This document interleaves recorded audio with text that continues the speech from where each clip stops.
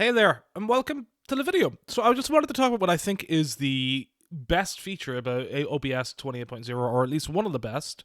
It has certainly improved my experience with my Elgato capture card, and it'll probably change up things for a lot of people, because I know before people have complained about the tone mapping from Elgato through OBS, but this dramatically changes a lot of that. So as we go around here, this is currently using new tone mapping. So what is this tone mapping stuff that I'm talking about? As a quick explanation, this is normally on the Elgato, on the device itself, it would try and change it back into SDR for going to OBS as a source. This is now OBS doing that tone mapping, so it's trying to change that HDR picture to being viewable in SDR and trying to make it look a bit, viewable in SDR and decent. So again, this is a HDR source currently, the PS5 coming into OBS, and this is now outputting an SDR. And it looks decent, like it really does look decent. The colors look natural, it is maybe a bit dark, but we'll talk more about that in a bit. So, I can't speak for other capture cards, but at least with Elgato, it's always been bad. So let's go and do a comparison with a couple of shots I took.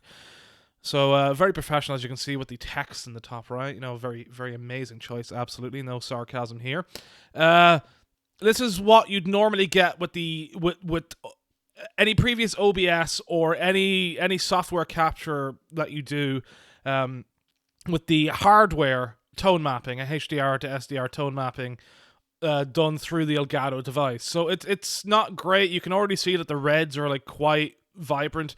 Things are a bit too saturated and a bit too bright, and the whites just look a bit off, especially when you look at the Guilty Gear sign, and maybe especially Guilty Gear, because Ghost of Tsushima is a bit off-white anyway.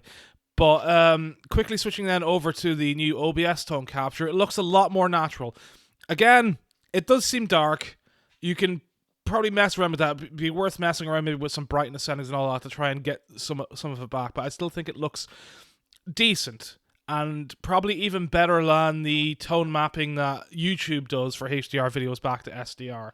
So that's interesting, I find. But yeah, like we'll switch back and forth between the two so you can really see the difference.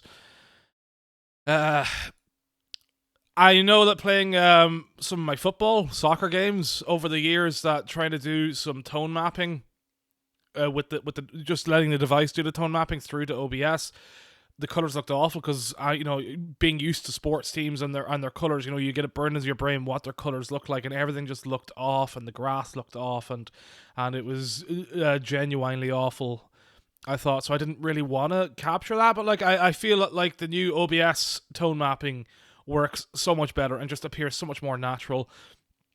Color-wise, again, that darkness is going to be a pain in the ass, but like you can change your brightness and contrast and all that, and try and get the best out of it. I don't think it's absolutely perfect, but it's really, really, really an improvement. And even just streaming this feels a lot more acceptable in quality compared to that. Another image I've captured. Then let's go and have a look at Gran Turismo 7. So this is again the Elgato image of the tone mapping coming through, and I mean you can see if you look at the grass and the curbing, especially the red on the curbing and the red button on the menu at the bottom, it's so overblown. It looks almost radiated. It is awful. Then switching to the new OBS capture, again it goes a bit darker. It definitely looks a lot more natural whenever you're not, like, in terms of like brightness, whenever you're not like switching back and forth between the two, because I know the human eye can be tricked into thinking that a brighter color looks, or a brighter picture looks better. But if you focus on the saturation, and then like don't get overwrought with the exposure changes and all that, like the improvement is absolutely massive. Just look at that grass, look at the curbing, look at that button now looking natural compared to going back and it looking like it could give you actual radiation poisoning, because it is that radiated. It is terrible. And it's amazing now, like that, how things have changed, and it's nice to see a good tone mapping, because I've been crying out for ages, and I used to like for this old tone mapping, I would like knock down brightness by like 26 clicks and knock down contrast by a number of clicks, and have to like tint shift it to try and get reds looking a bit more like the reds that I expect, and then nothing ever worked out right, because then that would always mess with the with like the greens and all that. So I could never get it looking right, and I just felt awful about capturing because it just felt dreadful to look back at, in my opinion. People probably had better luck with using their own personalized LUTs and different things for tone mapping. I know that Epos Fox had a link to a bunch of different tone mapping, and I think there was even like different tone maps for sale. Seeing as for the best quality, you'd have wanted a different tone map for every game. But again, like I think as a one size fits all thing now, and as a basic thing, this OBS tone mapping is absolutely acceptable and will really push it forward for people, because I know that following, like, say, the Giant Bomb guys and a few other people, that they have talked about, and I think Digital Foundry as well, have talked about, like, not wanting to capture HDR content in SDR because the tone mapping was generally awful, or you'd have to do, like, a lot of work to get it looking acceptable, or mess around with different things, like, all the time, and it was just too much effort. Whereas this now feels like we're at a point that you can play HDR local and stream out in SDR to something like Twitch, which still doesn't have HDR support. Whether OBS switching to HDR support will convince Twitch to push forward with HDR support is... I hope they do. Like, you know, I stream and record for my YouTube all the time in HDR. It was one of my main draws for myself, and one of the things that I've liked doing and liked talking about. So having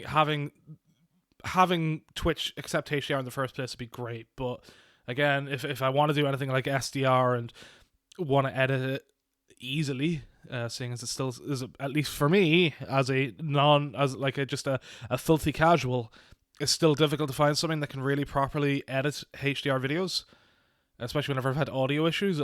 So it's a lot easier just to deal with SDR for a lot of things, which is why I always focus on streaming with HDR, seeing as this is one and done and out of there. But to have this option now is huge. It's really huge. So let's go back to the console capture a second, and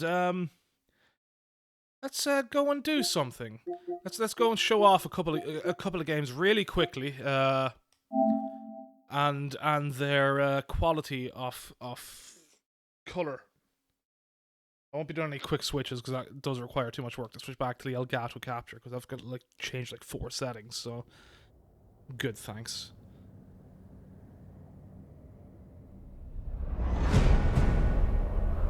Skip through this. I think I'm in the Nexus. The Nexus really shows off what I mean about like the darkness, but like the general level of detail that still maintains even through it, even though like it almost crushes the blacks. I'm not in Boletaria. Okay.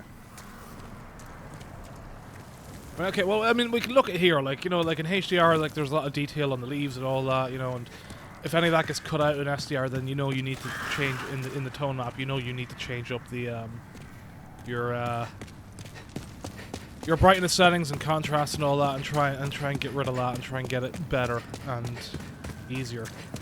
I know in the OBS settings you've got options then for like to change the nits for capture for both HDR and SDR. Default is set to 1000 HDR, 300 for SDR. So I don't know if changing any of the SDR nits might help. Because I think the main problem with the tone mapping of OBS right now is it feels that like the brightness of things loses a lot of luster along with a lot luster and pop, along with the general issue of darkness. You know, like maybe that the brightness, the brightest points don't look as bright as they could be in like a native SDR thing. But like we're talking like minute details that a lot of people won't focus on. And if you're doing something for Twitch or YouTube in SDR and want to do HDR local, I don't think too many people are gonna complain about it. I mean, you can see for yourself now what like that difference is gonna be, and whether that is gonna be a problem. So yeah, just a quick run around the Nexus and just to show it off, because this is a very dark area. The walls are very dark, especially in the corner where they overlap with the floor. And but there's a lot of detail on the walls, so any of that gets lost, then yeah, you will need to change up your brightness. And this, but again, it's a lot better than what we had to deal with before, where it was a choice between SDR or something that looks absolutely awful. Or again, like just having color reproduction that feels so much more natural is super important. Let's go for something bright now, just to really show off the changes. But yeah, having those changes are super.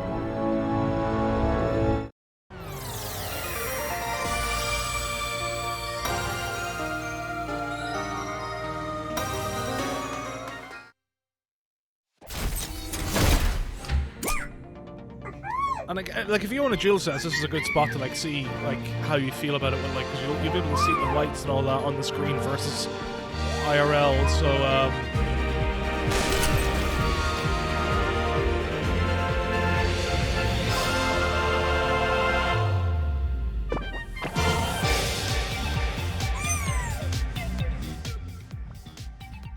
quickly switch back to my PC input to get that turned down, because I forgot again the Astrobot does not have no options for like visuals or sound or any of that. So yeah, that's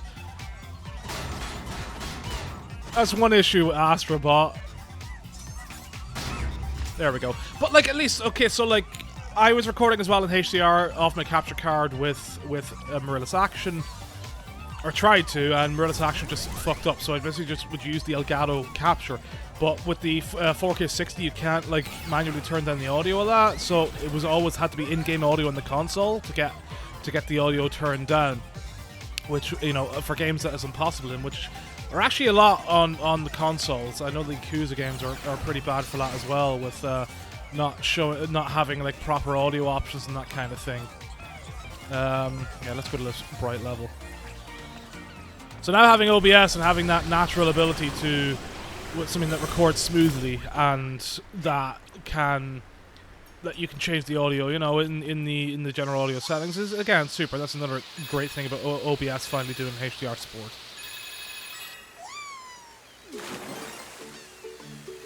You got your water, you got your sand, you got a lot of blues, you got a lot of brightness. There's very little darkness, just a bit of shadow over here.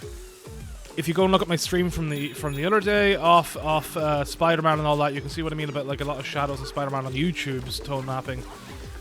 Looking very dark and making it feel a bit more contrasty compared to natural. So I generally find this to be better for the contrast changes in that. Again, it's just that bit of darkness, but once you get that natural color reproduction, it looks super. Anyway, yeah, so that is pretty much me done talking through it. I'd love to hear your own thoughts on the tone mapping and how it works, and if this changes up where you're going in the future, if you've tried the beta, or if you're planning to like download 28.0 whenever it releases public, or now, or whenever you want to go for it. So let's pull this guy out. Oh, hello. Oh, there we go. A lovely death to end. But yeah, super. I'm just really happy with where OBS is now.